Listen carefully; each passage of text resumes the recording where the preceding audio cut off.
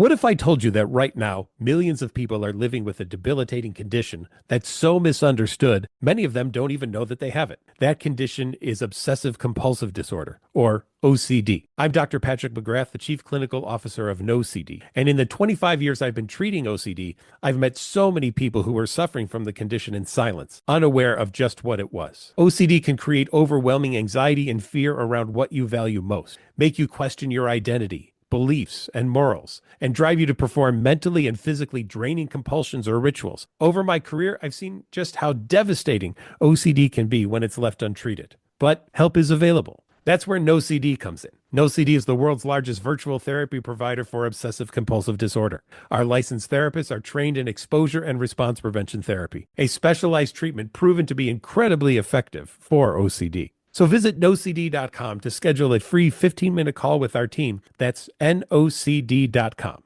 My husband and I recently realized that neither of us were getting the sleep we deserved. So we sat down and talked about our ideal beds. For him, soft as feathers. For me, firm as a plank. This would be a huge issue if it weren't for the Sleep Number Smart Bed. Thankfully, with our new Sleep Number Smart Bed, we can each dial in our desired sleep number settings to our ideal comfort and finally get the sleep we deserve. Plus, the Climate Series feature makes sure our bed stays nice and cool through the warm summer months. Why choose a Sleep Number Smart Bed? So you can choose your ideal comfort on either side. And now it's the Sleep Number Everything Smart Bed sale. Every smart bed and base are on sale during our Memorial Day event. Up to 50% off, limited time, exclusively at a Sleep Number store near you. See store or sleepnumber.com for details. What makes a great pair of glasses? At Warby Parker, it's all the invisible extras without the extra cost. Their designer quality frames start at $95, including prescription lenses, plus scratch-resistant, smudge-resistant, and anti-reflective coatings, and UV protection, and free adjustments for life. To find your next pair of glasses, sunglasses, or contact lenses, or to find the Warby Parker store nearest you, head over to warbyparker.com. That's warbyparker.com.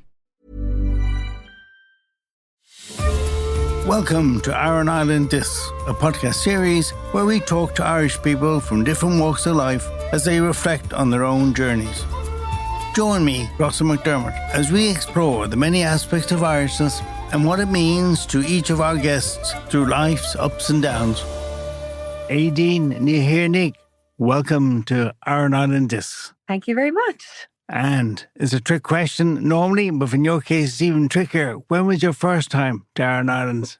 Well, my first time to the Aran Islands was when I was a young journalist working with TG Cahir. I flew over to Meáin to record a piece about a special St. Bridget's Day tradition on the island. It was just a flying trip, one day in and out, but it sort of stayed with me then for years as a very happy memory. So years later, when I went back and I did a master's in Irish folklore, I decided to go back over my old footage from that day, and I was inspired to return to Meáin for a month to do field work, which turned into almost 4 years as I actually made the big move, and I still live in Meáin today. So a fantastic journey. And how did you make that move then and adapt from, you're from Enniscorthy originally, Wexford, aren't you? I am indeed. So because I came in sort of 2021, life was all a bit COVID-y still. That was lucky for me because it meant that some of the holiday houses on the island weren't open for tourism yet. And I was able to get a longer let. And it gave me the opportunity to just try a different way of living and move to the Gaeilge, which was very important for me as an Irish speaker. You know, I'm from Enniscorthy, but even though I've worked in Irish ever since I got my degree, I haven't ever actually until then got the opportunity to live in the Gaeilge in a fully Irish speaking area. So that was a big draw for me as well. It was, of course, anyone who's been to Meáin knows the beauty of the island is just something else for anyone who's interested in nature like I am. And also it's wonderful to be part of such a small community. Yeah. And that was another big draw for me. And do you have a sense of isolation out there or not? No, not really. Like everyone it's out in the wild Atlantic, and it's obviously not the way we imagine it is in our heads. No, well, I don't think so anyways. Like people do say, aren't you all lonely out there? But because we're so isolated from the rest of the world as a community, I actually find the complete opposite. Like you'd be so much lonelier in a city. Like I lived in Galway city for years and I found it awful hard to make a friend because cities are so transient, and especially somewhere like Galway, even though it's a fabulous city and a lovely place to live, unless you're actually from there and grew up there, a lot of the coming and going is tourism. It's hard to lock someone down who like be your friend, you know, be a new friend. Whereas if you move to a small community, you're kind of in the pockets of everybody quite quickly, which I like. Mightn't be for everybody, but it suits me down to the ground. And you're not down there waiting for the ferry to come in to meet somebody. It's more, it's not that desperate. There's a community there for you. I think so, yeah. I really enjoy it. And Irish has always been important to you. It's in your family, the language, the culture. And you've studied folklore, haven't you? So Irish is very much in my family. Like, we weren't raised through Irish, but my mum and my dad do speak Irish. They're both trained as teachers. But even my mother, even though she was born in Enniscorthy, County Wexford, my granddad, her father, was very proud Kerryman. So she was sent to an Irish language boarding school for secondary school in Aedín and Dingle. Yeah. So Mum has beautiful Kerry Irish. And then my dad as well, his side of the family in Limerick City were very involved always in the sort of culture Gaeilge, and would have been attending Irish language events and been very much a part of the Irish language community in Limerick City. So there is an interest there on both sides of my family, so it's trickled through. I've heard, I don't know anything about Irish, but I've heard it's regional, different dialects, different sounds. So how does that compare Limerick and Dingle Irish, for example? Well, certainly. So Limerick and Dingle and Kerry, they would all be what's called Gaeilge in the Moon, which is Munster Irish. Absolutely beautiful Irish. I love it. And that's what I would have had more so. That would have been my main canute, as they say. But then when I moved to Inishmael, I kind of found like where it's going around the place with my big Kerry Irish. The real old school Islanders like would maybe have trouble understanding you, because the Connemara Irish, the Irish in the Aran Islands is... They can tell where you're different. from, like, can they? Yeah, so now that I live here, you know, I've got a real kind of Inishmael twang, and that's heightened because I teach Irish here to people who move to the island. You know, because it's a Gaeltacht island, if you decide to move, like, it's important to embrace the culture, and the language is a massive part of that. So when people move here, they can come to Irish classes with me in the community centre, and we exclusively deal with the local dialect. So it's no wonder that I'm after picking up a bit of it. But you're still an outsider there, are you? Well, I suppose I can't answer that now, can I? Yeah. I'm sure you're not. I describe myself then, Aedín, in terms of all the things you've done. If you met somebody in a lift on the ferry, you describe yourself as a broadcaster? Yeah, I have trouble with this, all right, because I don't really have like one job, and I be doing different things at different times of the year. So I suppose the byline at the moment is broadcaster, writer, and folklorist. And this time of year, I'm also a tour guide. I do guided folklore and wildflower tours. So a couple of strings to my bow makes for a very long byline. But you like doing the tours or the broadcasting. What for the future, where do you see that going? Well, I'm kind of spoiled for choice, really, because I'm blessed the last couple of years. I have had the flexibility of working freelance, that throughout the year I work on different things. So in the winter time now, I tend to really embrace like hibernation in a way, and I've also done a degree in translation, so I get translation work, and I'm writing, and it's much quieter, like slower pace, and that's really important for me, because then like a lot of my work is really involved with nature. So as soon as the flowers start growing again, the birds start singing, my phone starts ringing again, and that's when my broadcasting work starts to pick up. And then also again with the tours here in Inishmael, and I do like talks, and I do training days and things like that as well, all to do with nature and folklore. So my busy season is really like personality intensive. So I'd be wrecked. And I kind of need that time to embrace my inner hedgehog and just batten down the hatches in the winter and recharge. And this time of year, I remember you saying with Tommy, is a beautiful time on the islands. And it's Meáin. Fabulous. Yeah. Really stunning at the moment. Like, all the flowers are coming back, and we've had a little bit of heat now as well recently. So really things are starting to burst out, and like the birds are singing, the swallows are back, the cuckoo is here. We're seeing whimbrels in the fields again. Like, every time you go out for a walk this time of year, there's something new popping up, and it's like meeting an old friend. You know, it's a fantastic feeling, and really brings you back into your body, brings you back into the here and now. And it's a lovely way to live, to be more in tune with the seasons. Yeah, I've only been there a couple of times, but it's been good weather. And it's an amazing place when the weather is, as you just described, this time of year, in the summer, the long nights open. Lovely freshness, smells, sounds. It's really special. And the winter, it's a bit different. Well, I like the winter. Like, in fairness, the one thing about the winter is you have to be really organised, and you're like a slave to the weather app, because rain, like, who cares? Bit of rain is fine. But the strong winds and stuff here, there's not a bit of shelter. Like, if the wind direction can really make a change to your day when there's strong winds in the island. But most importantly, for travel, you need to keep an eye on the weather forecast. Like, if you're going into the mainland for a few days, you need to check the weather on either side, because if it happens that there's a particularly strong gale blowing in, or there's a big swell, or God forbid they might come at the one time, you might need to go a day early, or you might need to plan an extra night's accommodation on the mainland if you're not able to get back in a day. And that doesn't happen too often, but you need to keep an eye on things. So it definitely requires a particular set of skills. And do you find the place bleak looking in winter? The stone walls, rugged?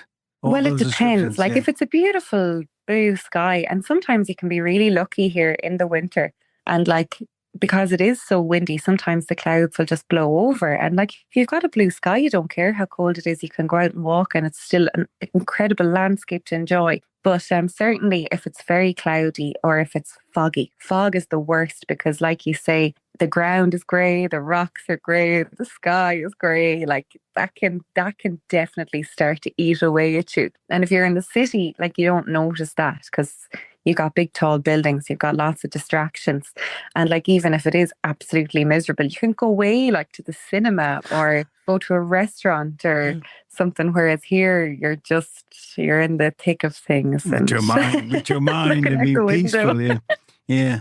And talk to us about the flowers. Are there rare things over there and plants that are not on the main island of Ireland?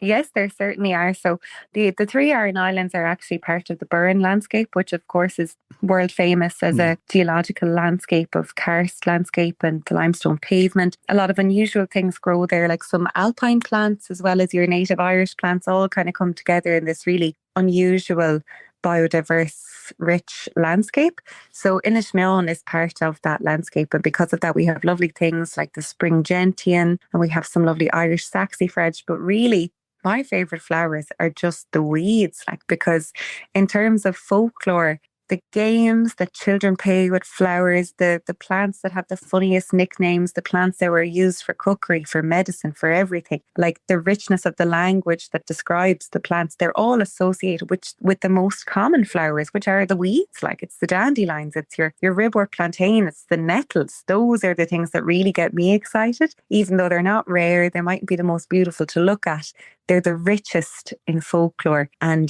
that's what I love to delve into, and to hear people's stories, and to spread the joy of the nettles. And where did that come from? The whole wildflowers, nature interest? So I suppose it definitely is very much, again, for me, rooted in the Irish language. Like, because I learned all my Irish, there came a point where I was in Kerry one day with my granny, and she has an interest in wildflowers as well. So it would have been something that we would do when we go on holidays to Ballybunion and Kerry, that we'd go on this little walk down to the coast, to the Cashin River, and we'd look and see all the wildflowers we could see on that walk, and we'd come home and we'd look them up in the wildflower book and see if we could identify them. But one summer, like, I was 20 definitely when this happened, but I opened the wildflower book, and it was the first time that I would have looked at that book that I could understand the Irish name. So for instance, one of the flowers that I love is it's called Lesser Century, which is a very boring name in English and tells you nothing. It's a fabulous little pink flower that grows in wastelands. But in Irish, it's called Dreimhre Wide, which means Holy Mary's Ladder. Wow. And I was like, oh my God, what's this like? And even things like the fuchsia is a really quintessential Irish flower. It's called Deora Day, which means God's tears. And I was like, hold the phone. What is going on here? Like, where are these stories coming from? So it just became a hobby, became a total fascination. I was buying every book I could get my hand on and just trying to learn every new flower that I came across. And I don't know, maybe it's just because I'm such a visual learner, because the flowers are so beautiful and so colourful, the information that I was learning about them just completely stuck in my head. And from then I began to share it online, and then I got into television, making nature programmes and things. So it's just been snowballing ever since. Yeah, but the Irish language is obviously like that, as you say, because the way, I don't speak it, I grew up abroad, but I know the way we speak English is very flowery compared to the way other people speak English. We always say, would you mind? Would you do? We're always very flowery. Whereas Germans say, would you do it now? Perhaps, yeah, there's a lot to be learned from the Hiberno English. But for me, looking at the Irish names of the flowers again, it's very, very important because the English names are lovely, and even we have special nicknames in Ireland as well that are in the Hiberno English tradition, and they're so valuable. But really, our Irish names, those are the names for these plants that have existed since the beginning of the language.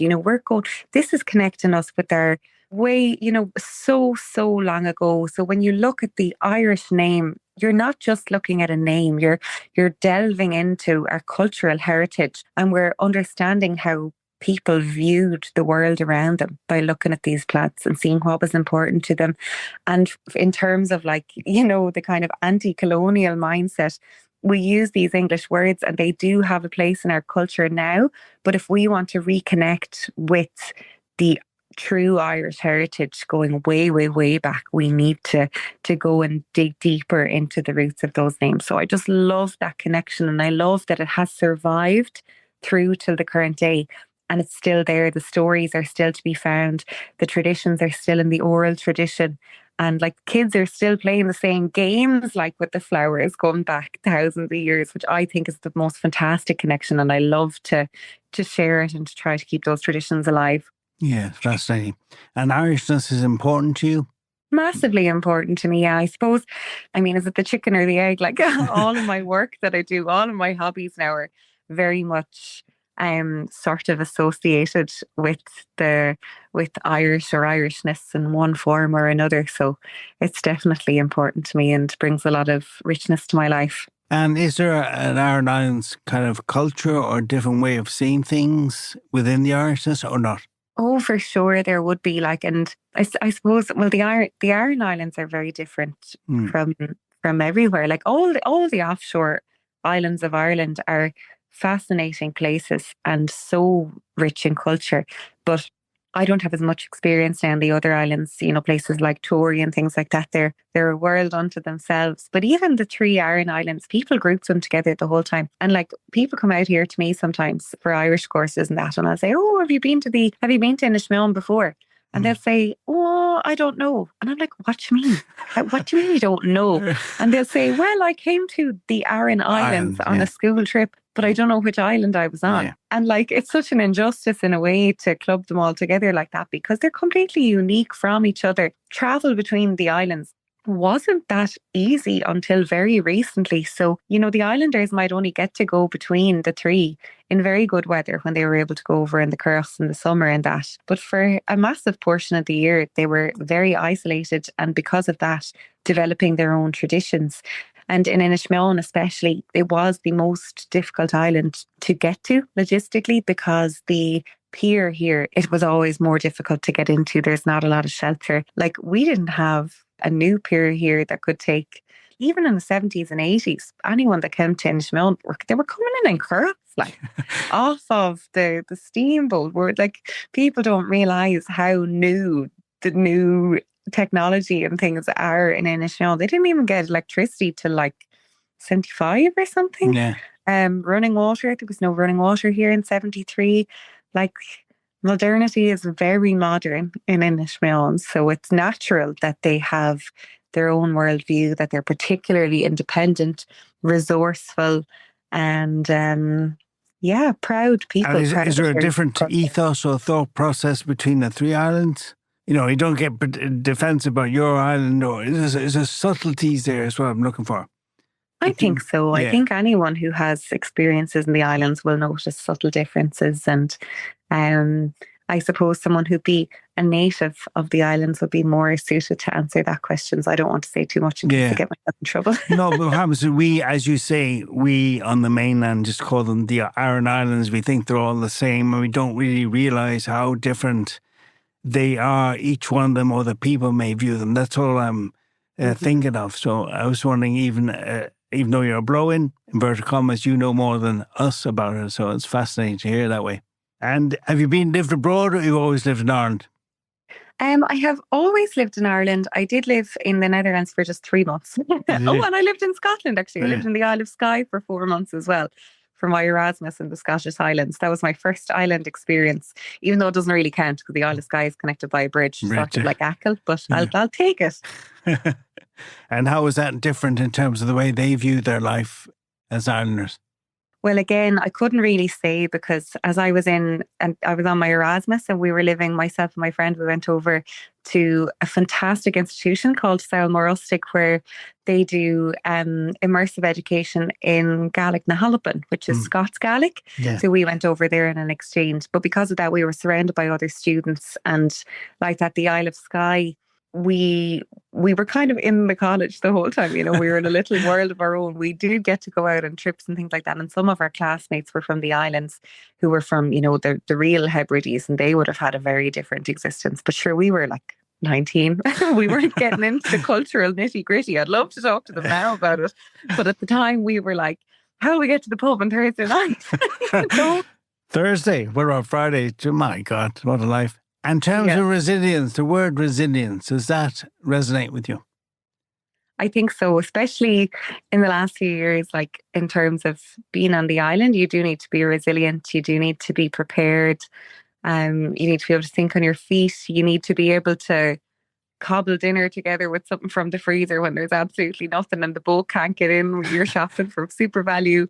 And then just, I suppose, in terms of getting older as well, like I'm 29 now, I just had a birthday, but I'm telling stories now from when I was in college, and I'm shocked because it's like a decade ago. So even in that short decade, I do definitely feel a change in my worldview, and resilience has been a big part of that.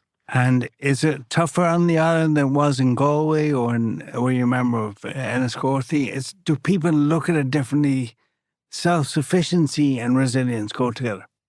I think so, definitely. Well, in my experience, there's an independence. Irish people, we have a narrative about ourselves as a culture and a people. I can't tell you how often I hear, oh, I'm a little OCD. I like things neat. That's not OCD. I'm Howie Mandel, and I know this because I have OCD. Actual OCD causes relentless, unwanted thoughts. What if I did something terrible and forgot? What if I'm a bad person? Why am I thinking this terrible thing? It makes you question absolutely everything, and you'll do anything to feel better. OCD is debilitating, but it's also highly treatable with the right kind of therapy. Regular talk therapy doesn't cut it. OCD needs specialized therapy. That's why I want to tell you about NoCD. NoCD is the world's largest virtual therapy provider for OCD. Their licensed therapists provide specialized therapy virtually, and it's covered by insurance for over 155 million Americans. If you think you might be struggling with OCD, visit nocd.com to schedule a free 15-minute call and learn more. That's nocd.com. My husband and I recently realized that neither of us were getting the sleep we deserved. So we sat down and talked about our ideal beds. For him, soft as feathers. For me, firm as a plank. This would be a huge issue if it weren't for the Sleep Number Smart Bed. Thankfully, with our new Sleep Number Smart Bed, we can each dial in our desired sleep number settings to our ideal comfort and finally get the sleep we deserve. Plus, the Climate Series feature makes sure our bed stays nice and cool through the warm summer months. Why choose a Sleep Number Smart Bed? So you can choose your ideal comfort on either side. And now it's the Sleep Number Everything Smart Bed sale. Every smart bed and base are on sale during our Memorial Day event. Up to 50% off, limited time, exclusively at a Sleep Number store near you. See store or sleepnumber.com for details. And we're tough and resilient, but obviously when you get to the island, it's a different form again of resilience.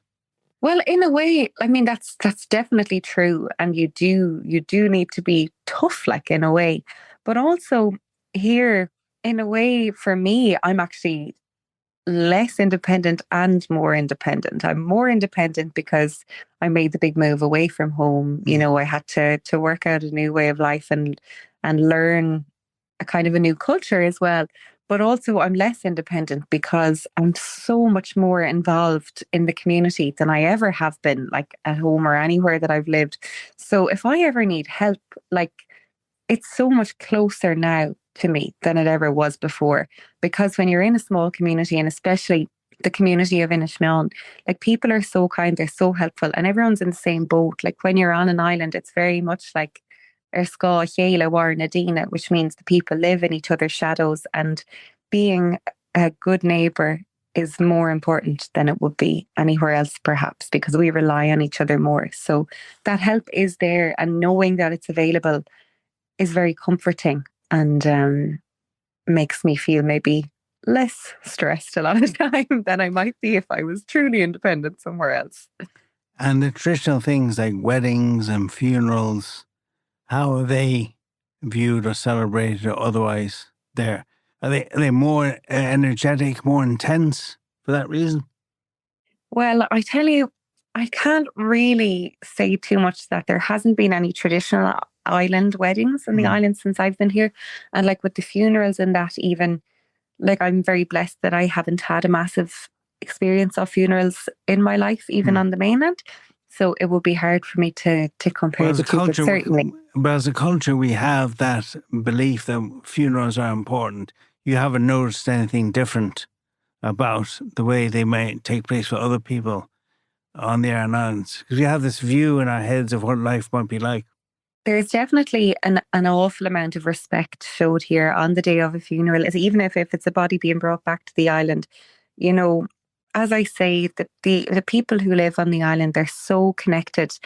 And when a person from the community passes away, it's very, very important to show respect to that. So, for instance, if there is a funeral, like, everything would be cancelled that day. Like, we have an Meáin Park run on a Saturday, but if someone on the island has passed away, that will be cancelled. And we have a local swimming group that swim twice a day. But as a mark of respect, like, people wouldn't really have kind of happy social gatherings like that. Everything like that would be paused if there's a funeral happening. And even the local shop and things would close if there's a funeral, as a mark of respect. So that, I guess, is something that maybe you wouldn't see on the mainland. That I have heard of. And Seamus Heaney describes the Aran Isles in gross context, I suppose, as a group. The timeless waves, boat sifting, broken glass, came dazzling into the rocks. Is that a kind of series of words that captures what you see out your window most days? Well, I don't think I'd be able to put it that beautifully. I know, none of us can. We'll steal his words for the short term. Well, I'm looking out the window here now, and I can definitely see the glistening sea. I can also see the fantastic Meáin airstrip, which is wonderful, and lots of beautiful stone walls for kilometres and kilometres, all the browns and greens and the blue sky. So it's not bad at all as a view. And do you have an iconic moment, a selfish moment where you felt you'd kind of done well or were happy, a high that keeps you going? Well, I suppose something recent that was like a massive milestone for me was something you've mentioned already, Russa, was that I was invited earlier this year to be a guest on the Tommy Tiernan show. So I'm not sure if your listeners would be familiar with the show, but it'd be probably like the second biggest program in the whole country. And for me, it was especially, I was especially lucky because the program that I was on was the first episode of a new season just back after Christmas. So everyone was still at home, like eating the selection boxes, watching the telly. So a couple of 100,000 people watched my interview. I was invited to speak about my work as a folklorist on Meáin and to talk about the folklore of the wildflowers and my experience and things. So that was a massive career highlight and a big shock to get that invitation. So I felt really proud because, like, I've been tipping away, just sort of pursuing this as a passion project for years, and I never believed it would it would grow in the way that it has, and to enjoy it as much as I do, and then to have that opportunity to share it on a larger scale. But it felt like recognition as well. It felt like I'm doing something important. It felt like I'm doing something special, and especially like with my kind of conservation work of the language and the local words for flowers and an Meáin, like that was, even though it seems like a small local project to some people, it is actually like hugely important on a world scale when we think about like the globalization of culture. Making sure that our small local traditions and languages are conserved and celebrated is massively important. Yeah, So I saw the lovely. program, and I think you're very impressive, may I say, simply for what you say. One is the depth of knowledge you have about the fauna, then the language, and you opened up windows for post-COVID, for many of us who were trapped for years, about a life and a way of things that maybe we'd lost appreciation for or didn't know anything about. Well, I think there is a massive resurgence in interest in our Gaelic heritage, if you like, in Ireland at the moment. Yeah. People they're seeing like, McDonald's and Starbucks popping up all over the place, and this constant Americanization of world culture is frightening. And people, they're looking at it and they're thinking, well, what makes us unique as Irish people? What are our traditions? We want to celebrate them and not be slaves to the masses of these other big brands. Let's look at our own cultures and celebrate them. And definitely, because of the biodiversity crisis and things as well, people want to do their bit. They want to reconnect with what's in front of them. They want to know the flowers. They want to know understand it. But yeah, you're right. Yeah. So it's lovely work to be involved in. Please tell me you don't have a Starbucks over there. No, thank God we don't. For all the lovers of Starbucks, I do apologise, but don't need that. And in terms of music then, what are the songs or music that's travelled with you, Aedín? Well, again, I suppose music for me is very much something that changes in periods of my life. Like I've always been interested in traditional Irish music, and that's what we would have had growing up. And I play music as well. I play the flute. But like when I think of like this conversation, for instance, and when I think of a song perhaps that would like lift my spirits or always moves me, it's one that's become a staple of my life since I moved to the island. And I've got great friends here that sing in the pub together on a Friday night in our one and only pub in Meáin, the Tahosta. Fantastic establishment. And my favourite song, and it's always my birthday request, is a version that my friends Colette and Ray Blackmore sing together. They're a married couple who just would really make you believe in the power of true love. And they sing together as a duet their version of Come by the Hills by the Clancy Brothers. And the cuirful, shall we say, the bit that comes again and again in the song is this line that says, "For the cares of tomorrow must wait till this day is done." And I just think like whatever you had going on in your life, to think, everything passes, tomorrow will still come, or we'll just take a little break from this trouble now and leave it until tomorrow. There's something about it, and hearing them sing together and all of us friends then joining in harmony, it just makes it so powerful, and it's a very happy memory for me. And in times of trouble, it would be something that would keep me going. And are you always positive, Aedín? No. Because you always come across, the few times I've seen you speak and heard you, it's energizing. You're always very sound positive. Well, as a rule, I think that there is enough negativity out there in the world. So like it'd be different now if you met me at the end of a hard long day of Russell over a cup of tea. Like there'd be plenty of Klaus on and giving out. But when I am speaking publicly, I think I am going to bring anything to a conversation in the public eye by giving out. I think much more can be achieved by focusing on the positives and trying to spread that. And even on social media, like my whole work is to do with empowerment and positivity. And it doesn't mean that I'm always positive. It just means that that's what I choose to expend my energy on, and that's what I want to share. It doesn't mean that I'm not like crying in the bed when something goes wrong. It just means that that's what I choose to put more energy in with my work specifically. But the depression or those windy, wet days in winter, it doesn't get you.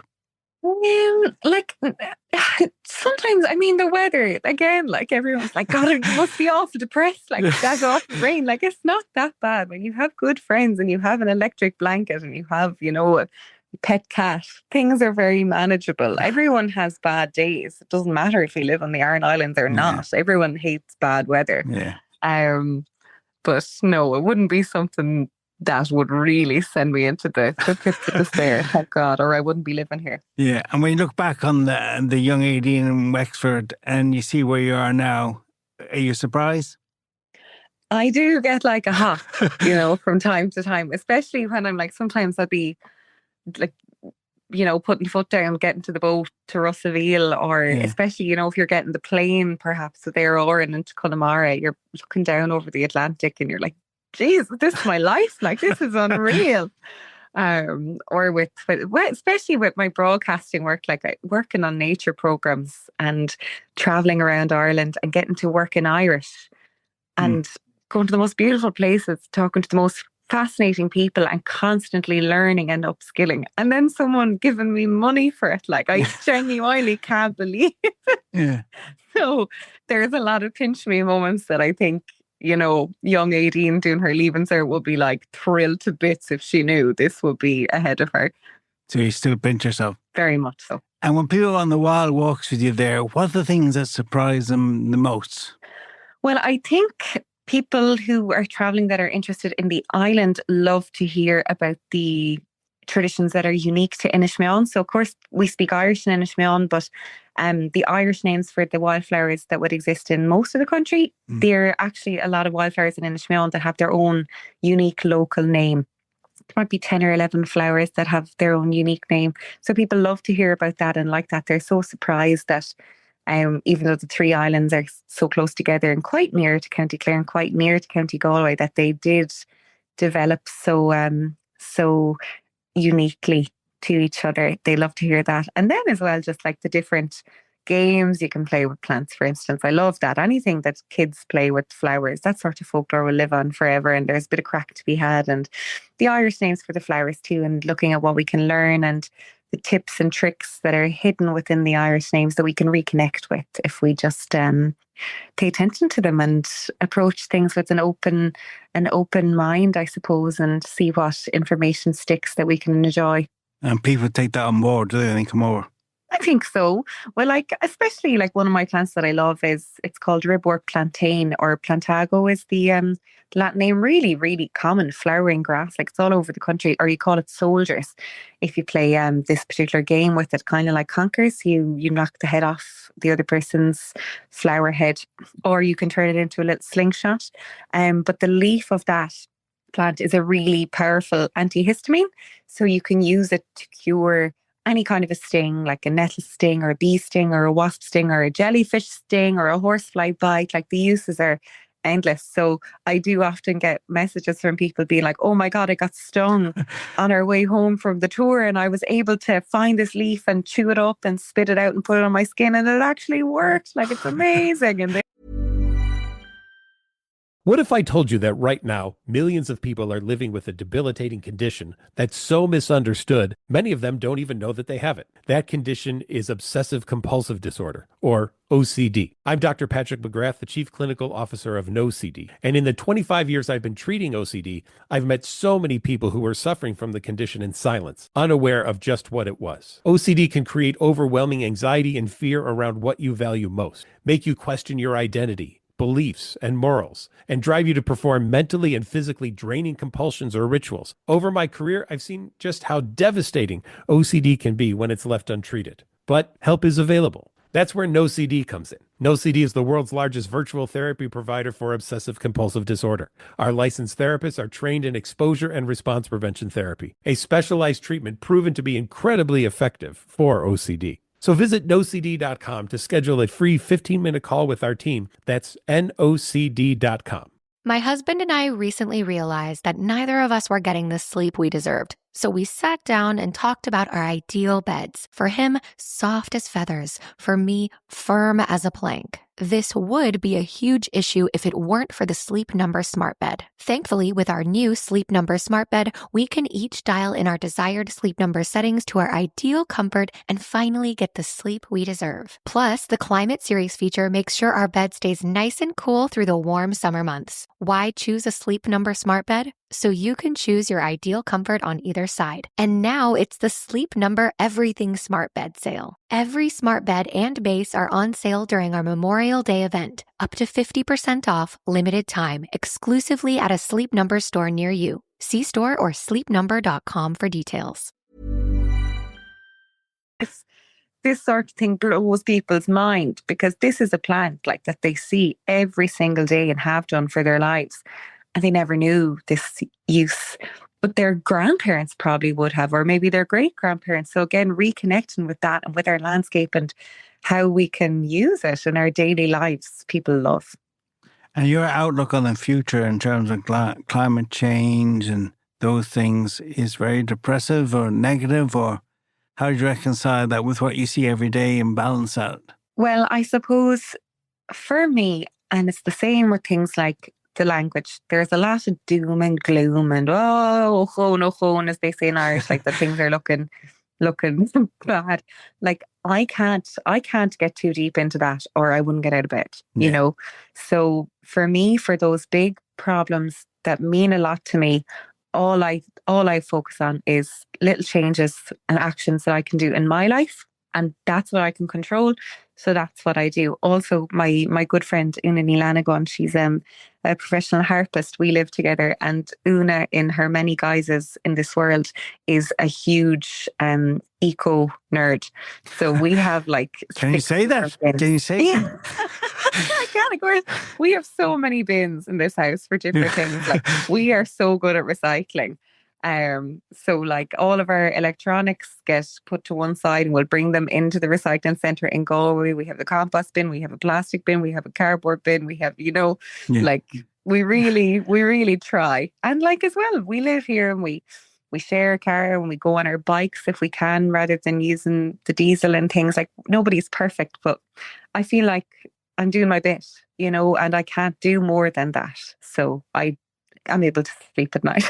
Yeah, and if each of us did our bit, it would add to a bigger whole, but that's where it falls apart. Not everybody thinks the same way, Aedín, is the truth. As I say, I'm just keeping my head in my own lane, and that's what I'm going to focus on. I can't be dealing with the stress of the bigger picture. Is there any quotes that you use or turn to?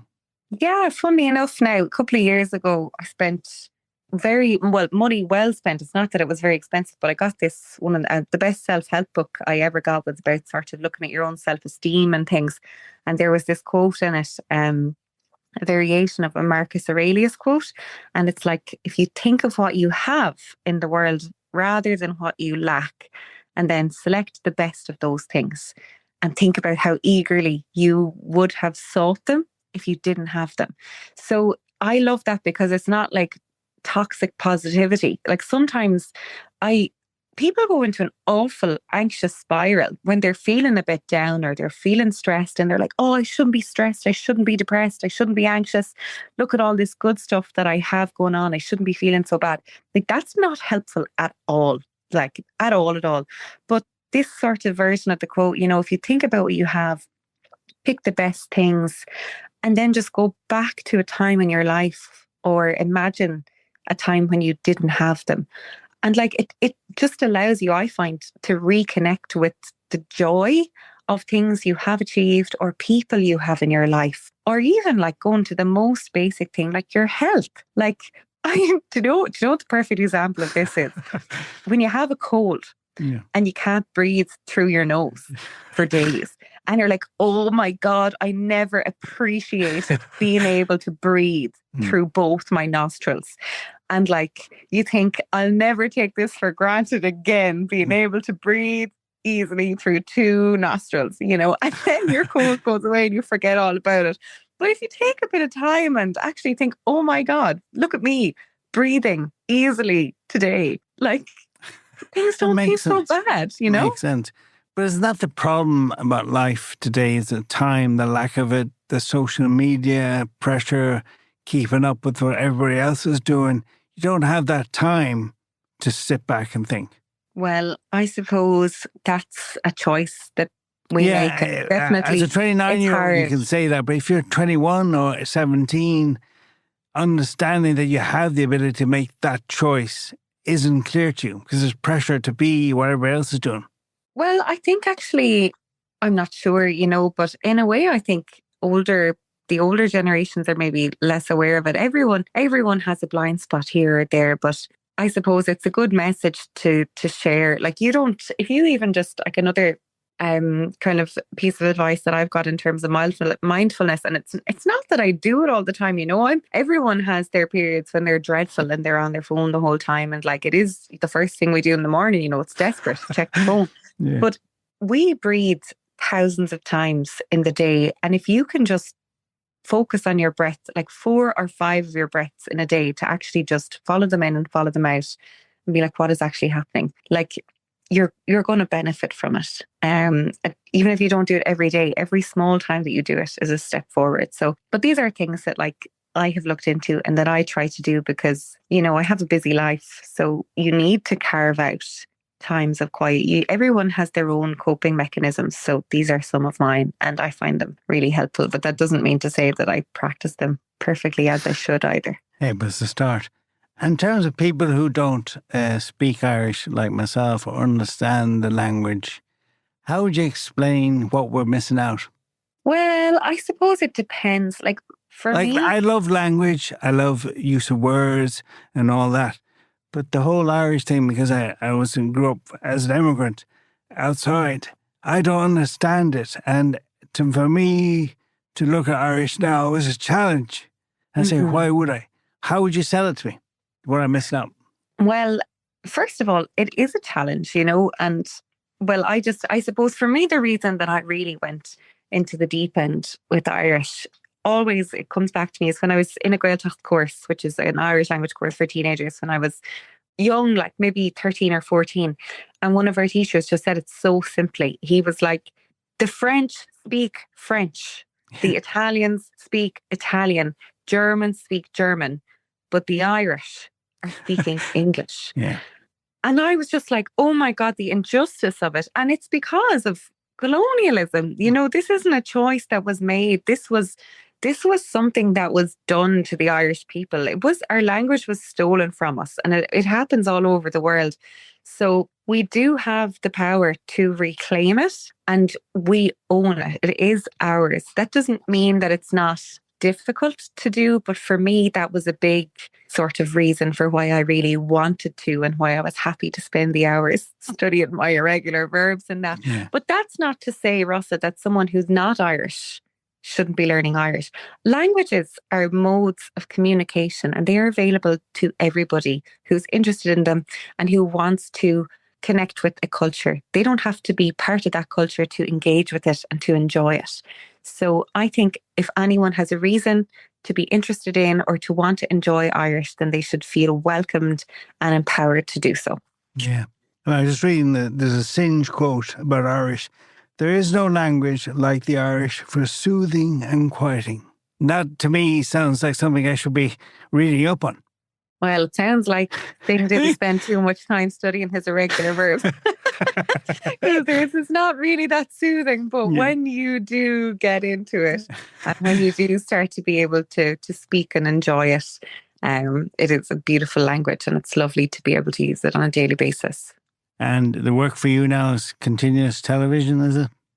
Well, I'm filming a new TV series at the moment, and then after that, I don't have, aside from that, I mean, I don't have much TV stuff booked. It's gig work, you know, but I'm loving the project that I'm working on at the moment. And then, yes, I'm writing away. I do a weekly column, and then I'm translating, and I'm doing Wildflower tours, and I'm going to do a Wildflower webinar, actually, that maybe some of your listeners might be interested in English and a version in Irish as well, about the folklore of the plants and what's blooming at the moment. And sure, who knows what else I could end up doing. It's all ahead of me. And how do you handle fame? Oh, I don't. It doesn't exist. Not yet. Aedín, thanks very much. It's been a pleasure talking to you on Aran Island This today.